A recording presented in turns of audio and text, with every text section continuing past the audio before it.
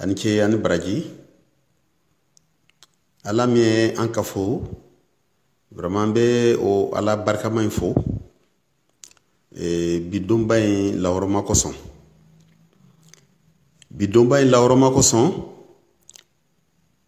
n bena yiri dakamanna mi kuma fo bi an ka conseil santé kɔnɔna na a bena adamadenw nafa kosɛbɛ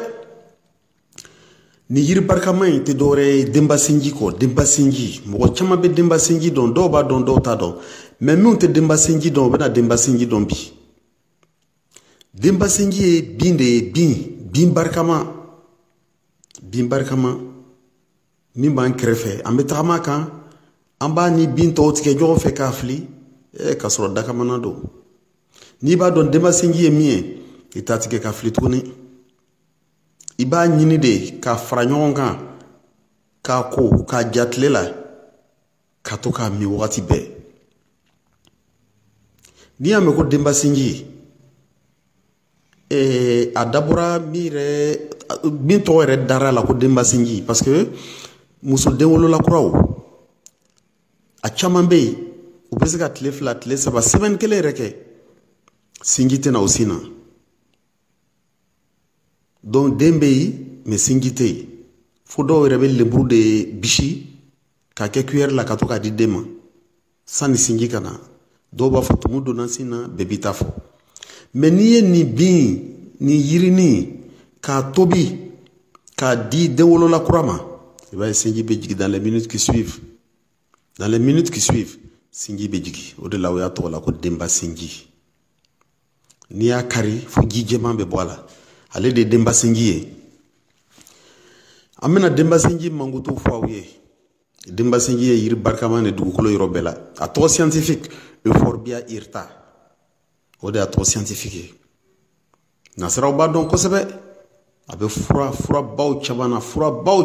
b'u la ni yiri in sini jamana na olu b'a dɔn sɔgɔsɔgɔw de fura ye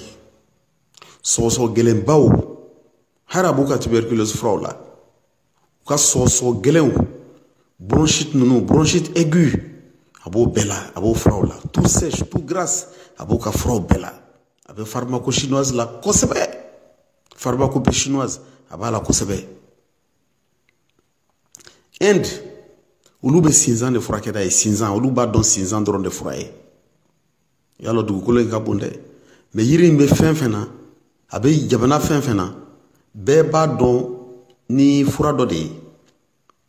an fɛ yan dɔw bɛ sinzan furakɛ n'a ye i n'a fɔ Nigeria mais dɔw bɛ sugunɛkɛ banaw de furakɛ n'a ye a bɛ sugunɛkɛ bana caman de furakɛ ka taa blénorragie la gonocoque syphilis chancre-mou chlamydia staphylocoque candidose n'o ye leminɛnpo ye a bɛ nin bɛɛ de furakɛ k'a furakɛ efficacement sugunɛkɛ bana mana juguya cogo o cogo denba sinji ta i k'a wuli k'a min a bɛ jɔ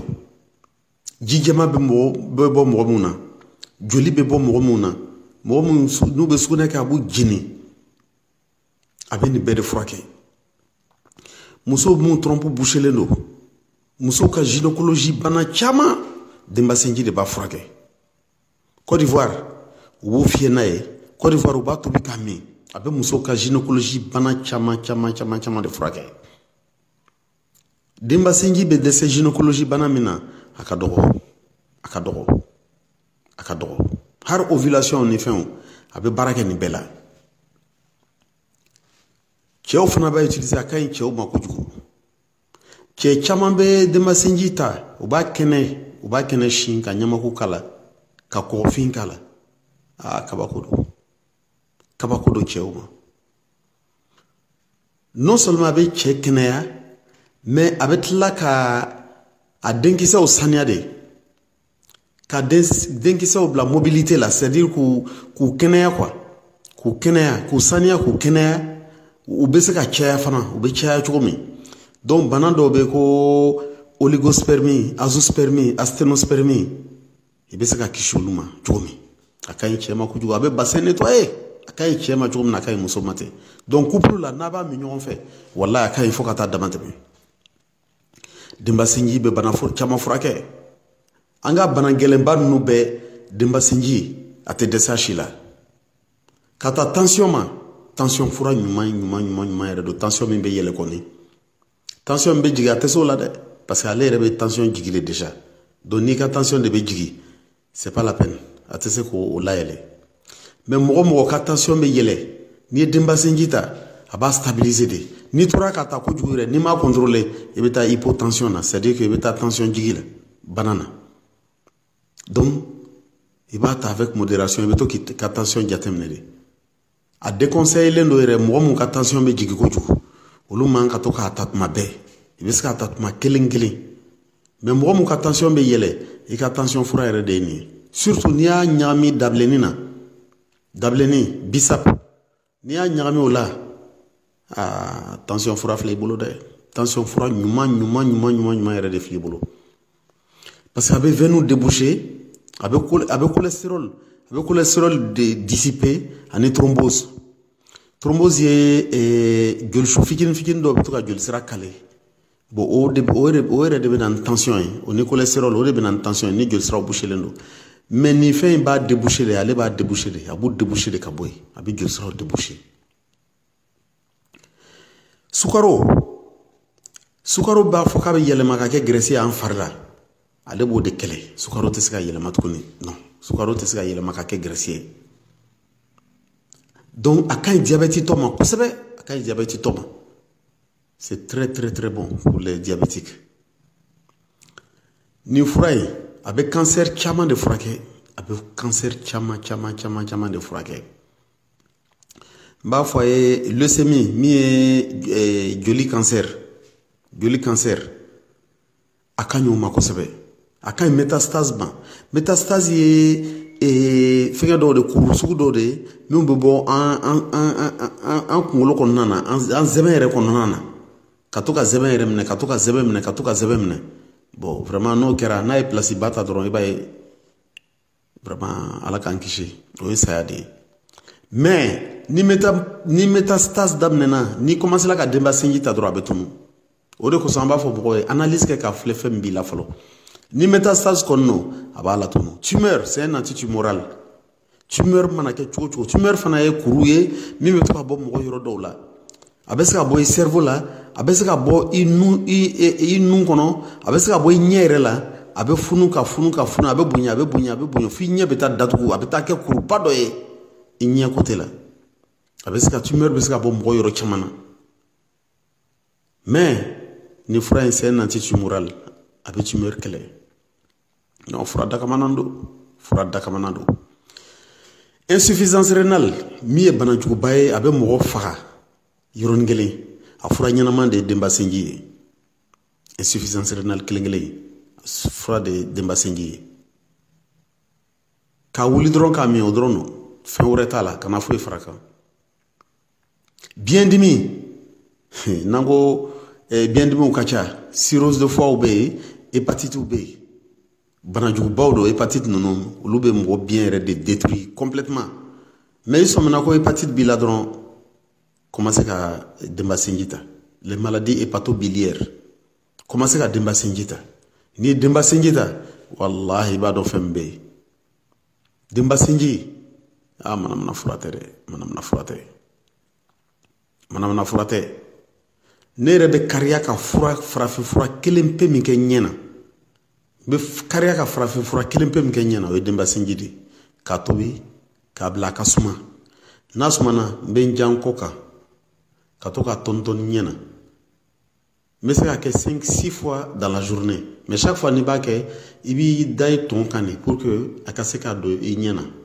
parce que n'i y'a kɛ dɔrɔn k'i sigi ten a fɛngɛ bɛ bɔ n'i jan i tɔn kan n'a donna ka ɲɛ kɔfɛ i bɛ se k'i sigi apollo n'a bɛ fɔ ko conjonctivite non a ka teli o ma fo ka taa dama tɛmɛ n'i y'o kɛ dɔrɔn su kelen su fila enfin tile kelen tile fila dɔrɔn o y'a bannen o y'a apollo bannen donc denbasinji bɛ bana min furakɛ a ka ca fo ka taa dama tɛmɛ tubabu yɛrɛ nana ye tubabu scientifique baw u nana ye ko non nin yirinin an kan ka nin foroba de kɛ ka diɲɛ bɛɛ servir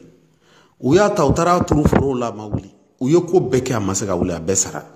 u ko mais ko nin bɛ se ka kɛ cogo di yiri bɛɛ bɛ falen mais pourquoi nin tɛ falen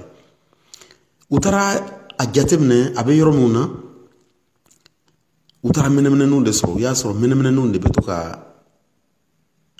a kisɛw ta k'a turu Allahu akibaru nin tɛ miracle ye nin tɛ mystère ye donc mɛnɛmɛnɛw de b'a polliniser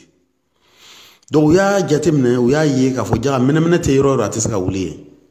donc n'i y'a ye a bɛ pousser so kɛrɛfɛlaw na so kɔfɛlaw la c'est parce que mɛnɛmɛnɛw ka ca yen yɔrɔ ninnu na o de kosɔn a bɛ falen yen donc u y'a jateminɛ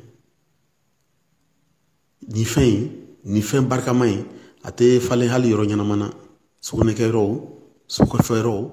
hali yɔrɔ ɲɛnama yɛrɛ tɛ mɔgɔ tɛmɛsiraw a bɛ falen yen kɛrɛfɛlaw de la mais n bɛ min fɔ aw ye fɛn barikama de b'aw bolo nin ye dɛ fɛn barikama de b'aw bolo nin ye Demba Senji hôpital dɔ bɛ Sénégal ko Kër Massar clinique don u ye recherche kɛ ka taa bɔ fɛn dɔ kan min bɛ yiri nin na ko acide chlorogénique o acide chlorogénique olu y'a yira k'a fɔ k'a bɛ sida virus yɛrɛ de faga mais scientifique jɛnna ka enquête kɛ u y'a ye u ko olu ko k'a t'a faga complètement mais n'a kɔni bi n'i kɔni b'a min sida tɛ se ka développer i fari la c'est pas possible u y'a enquête kɛ u y'a fɛnw bɛɛ kɛ a tɛ se ka développer i fari la m'a dɔn n'a delila ka histoire dɔw mɛn les prostituées kényanes ani Afrique du Sud ni fɛn ninnu na donc yiri ni a y'a ka baara kɛ ni jamana ninnu na kosɛbɛ donc mɔgɔ bɛ yiri in dɔn à travers le monde donc yiri min don yiri barikama don denmisɛnninw ka fura yɛrɛ don Côte d'Ivoire u bɛ to ka denmisɛnninw fiyɛ n'a ye kosɛbɛ mɔgɔkɔrɔbaw fana bɛ to k'a min donc Demba Senji ye yiri min ye mɔgɔ kana fama ma n'a bɔra n'i bɛ se k'a caman tigɛ i b'a caman tigɛ i b'a ja i n'a fɔ nana ye kana ja tile la i b'a ja suma na i bɛ to k'a wuli dɔɔni dɔɔni k'a min i b'a ye i ka bana caman a b'o de furakɛ dɔw b'a dɔn tɔgɔtɔgɔni fura de ye tɔgɔtɔgɔni mana juguya cogo cogo n'i y'a ta a b'a jɔ net kɔnɔdimi mana juguya cogo cogo n'i y'a ta a b'a jɔ net tɔnɔgɔ min ye kɔnɔnatumu ye kɔnɔnatumu fura ɲuman yɛrɛ de filɛ nin ye kɔnɔnatumu mana k'i kɔnɔ i kɔnɔ bɛ kɛ kururu i kɔnɔ b'i tigɛ dumuni tɛ yɛlɛma Demba Senji ta dɔrɔn ni Demba Senji ta i t'a kɔrɔfɔ mɔgɔ ye n'i kɔnɔ fana mana ja cogo cogo fɛn bɛ i y'a dɔn n'i kɔnɔ bolila a bɛ kɔnɔboli lajɔ mais i kɔnɔ fana mana ja Demba Senji ta n bɛ miniti damadama de d'i ma dɔrɔn i bɛ taa kabinɛ na tout de suite blocage min bɛ yen a b'i débloquer yɔrɔnin kelen a ka teli fo ka tɛmɛ donc Demba Senji an tɛ se ka mankutu bɛɛ fɔ parce que n'an ko an b'a bɛɛ fɔ an kɔni ye caman fɔ sa dɛ an ye caman fɔ donc je crois que an bɛna dan yan bi nin ye bi conseil santé ye donc n b'aw fo k'aw waleɲumandɔn ani ce ani baraji a ye temps min ta ka nin conseil nin écouter vraiment ala ka a sara aw ye ala ka kɛ arijinɛ ye ala ka kɛ aw ye kɛnɛya ye ala ka a kɛ aw ye vraiment bonya ye ani ce ani baraji a ye n bonya ala k'aw bonya ni ala sɔnna a ma groupe in tɛ bin dɛ groupe in tɛ bin conseil santé caman de bɛ yen minnu kan ka na conseil santé min bɛ yen a ka ca hali 400 ye donc ni ala sɔnna a ma n tɛna to ka don jɛnya tuguni chaque jour ou bien chaque 2 jours n bɛna conseil santé dɔ bila parce que mɔgɔw b'a réclamer na kojugu donc vraiment ani ce ani baraji n kɔni bɛ min fɔ a ye an bɛ jɛn min na an tɛ jɛn lankolon na dɛ an tɛ publicité kɛyɔrɔ la an tɛ propagande kɛyɔrɔ la an tɛ foyi la an bɛ mɔgɔw bilala sira de kan dɔrɔn an bɛ mɔgɔw bilala sira de kan voilà donc bɛɛ k'i janto Demba Senji la bi thème tun ye Demba Senji ye vraiment n b'aw fo n b'aw waleɲumandɔn assalamu alaikum